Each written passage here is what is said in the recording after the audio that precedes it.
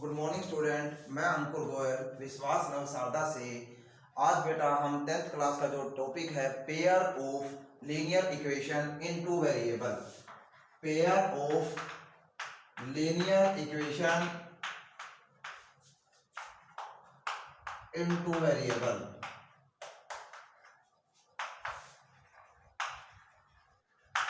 Linear equation in two variables third chapter है जो हमारे पास में, उसको स्टार्ट करने जा रहे हैं। आज हम मेनली इसके बेसिकली कंसेप्ट के बारे में पढ़ेंगे। उम्मीद करूंगा वो आपको अच्छे ढंग से क्लियर हो जाएगा। Pair of linear equation in two variable, pair of linear equation in two variable, pair of linear equation in two variable. जो लीनियर इक्वेशन है हमारे पास, लीनियर इक्वेशन क्या होती है? जिसकी डिग्री 1 हो। लीनियर इक्वेशन क्या होती है? जिसकी डिग्री 1 हो। टू वेरिएबल्स x और y, टू वेरिएबल्स क्या हो गए? x और y। जैसे कि हमारे पास में इक्वेशन है ax plus by plus c is equal to 0। ये हमारे पास में क्या है? एक इक्वेशन है। पेयर का मतलब दो, लीनियर इक्वेशन का मतलब दो इक्वेशन, और 2x plus 3y plus 5 is equal to 0। दूसरी इक्वेशन है 3x plus 4y plus 5 is equal to 0। ये दोनों इक्वेशन हमारे पास में क्या है? Pair of linear equation. हम पूरे मतलब चैप्टर के अंदर कि इन दोनों इक्वेशन को सोल्व करना सीखेंगे। और फर्स्ट एक्सरसाइज के अंदर हम क्या सीखेंगे कि जो हमारे पास में इक्वेशन है उनको बनाया कैसे जाए। ठीक है जी, हमारे पास में जो इक्वेशन है उसको कंस्ट्रक्ट कैसे किया जाए। तो सबसे पहले हमारे पास में हम पढ़ लेते हैं कि कौन कौन से मेथड है हमारे पास। सबसे पहला मेथड हमारे पास में होता है ग्राफिकल मेथड। दो इक्वेशन को सोल्व करने का सबसे पहला मेथड है ग्राफिकली मेथड। सेकेंडली हमारे पास में जो मेथड है वो हमारे पास में क्या होता है? Substitution method, substitution method.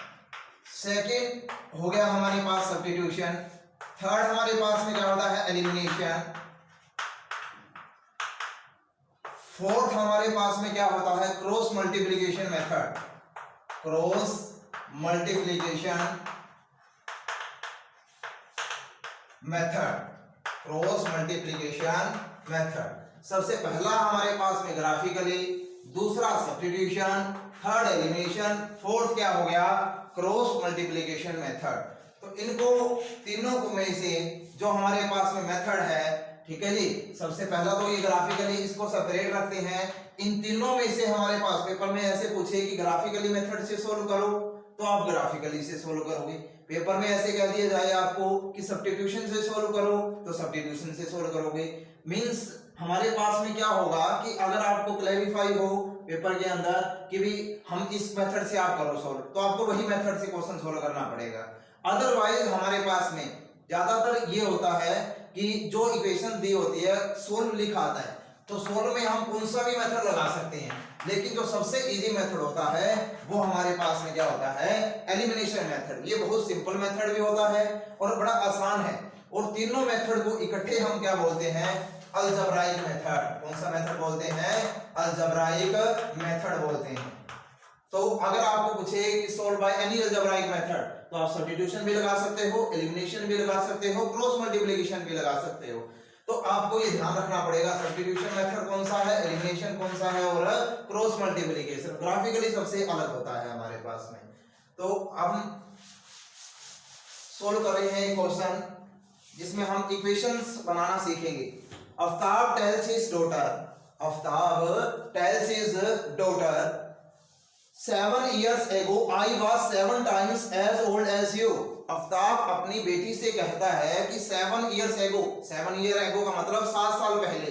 For example हमने ये ले लिया कि आफ्ताब की मान लो एज आज 20 है, तो 7 years ago पहले उसकी कितनी एज हो जाएगी? 13 हो जाएगी। Let Aftab is x, Aftab की एज क्या हो जाएगी? x हो जाएगी। उसकी जो डॉटर की एज है, डॉटर की एज वो हमारे पास में क्या हो जाएगी? y हो जाएगी। 7 years ago 7 साल पहले x माइनस में 7, इसकी वैल्यू क्या हो जाएगी y माइनस में 7। मतलब इसकी एक आफ्ताब की एज हमने x ली, डॉटर की एज y ले ली, तो 7 years ago की पहले की बात है, x माइनस 7, इसकी क्या हो जाएगी y माइनस 7। आफ्ताब हमारे पास में क्या है कि 7 टाइम्स है, सीधी सी बात है, उसकी डॉटर छोटी होगी और डॉटर तो छोटी होगी, आफ्ताब बड़ा होगा हमारे पास। तो हमने क्या किया, इसकी जो आफ्ताब है इक्वल बनाने के लिए इसको 7 से क्या कर देंगे मल्टीप्लाई कर देंगे। x माइनस 7, 7 की y से 7y, 7 की माइनस में क्या हो जाएगा 49, ये प्लस है इस तरफ आके minus, minus 7 plus 49 is equal to क्या हो जाएगा 0 के बराबर। x minus 7y plus 42 is equal to क्या हो गया 0। ये हमारे पास में क्या हो गई फर्स्ट इक्वेशन, क्या हो जाएगी हमारे पास में फर्स्ट इक्वेशन। सेकेंडली हमारे पास में होता है कि ये बोल रहा है जो हमारे पास में कि 3 years from now, आज से 3 सालों के बाद, तो इसकी क्या हो जाएगी 3 सालों के बाद में, जैसे मैंने आपको एग्जांपल दिया था 20, तो इसकी 3 सालों के बाद में 3 years फ्रॉम नाउ, तो वैल्यू क्या हो जाएगी x प्लस 3 और इसकी एज क्या हो जाएगी y प्लस 3। तो अब हमारे पास में जो इक्वेशन बनेगी x प्लस 3, इस 3 इंटू में क्या हो जाएगा y plus 3, x plus 3 into में y, 3y 3 की 3 से करेंगे क्या हो जाएगा 9, x minus 3y plus 3 minus 9 is equal to 0, x minus 3y minus 6 is equal to क्या हो गया हमारे पास में 0 हो गया।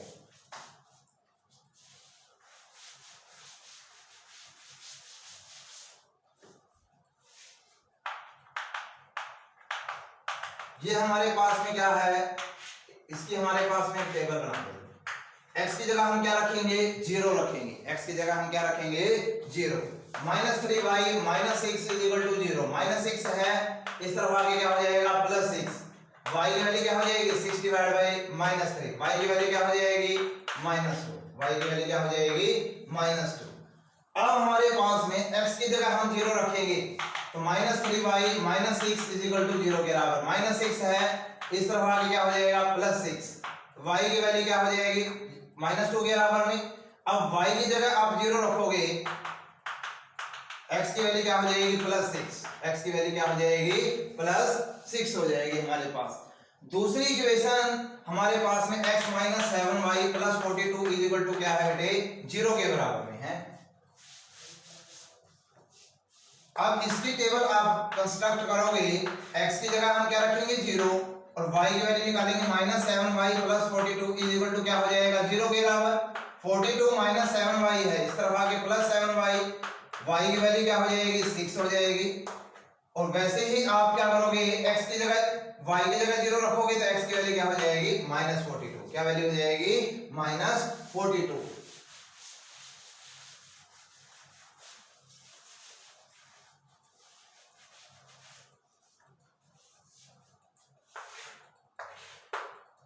टू फोर सॉरी 42 वैल्यू आ रही है, इसलिए आप 7 7 का डिफरेंस ले लीजिए बेटा, 7 14 21 7 7 का डिफरेंस ले लो इसका, या 6 6 का ले लो क्योंकि 6 वैल्यू भी आ रही है ना। तो ये 6 12 18 24 30 36 42। अब x की वैल्यू क्या है 0, वैसे ही यहाँ पर 1 2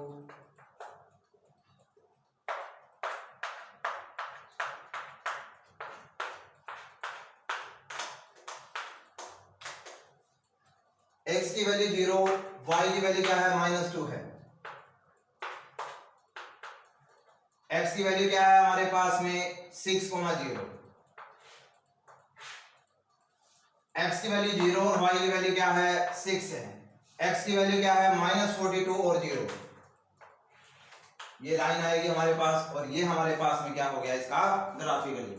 अब जब इक्वेशन लिखनी थी वो तो उसको क्या बोलेंगे अलजेब्राइक, और ये हमारे पास में क्या हो जाएगा ग्राफिकल। कैसा हो जाएगा हमारे पास में, कौन सा मेथड है ये ग्राफिकल मेथड। ये आप 9th क्लास में अच्छे तरीके से समझ चुके हो, क्लियर है आपको सभी बातें, उम्मीद करूंगा ये आपको समझ में आ गया होगा। Thank you.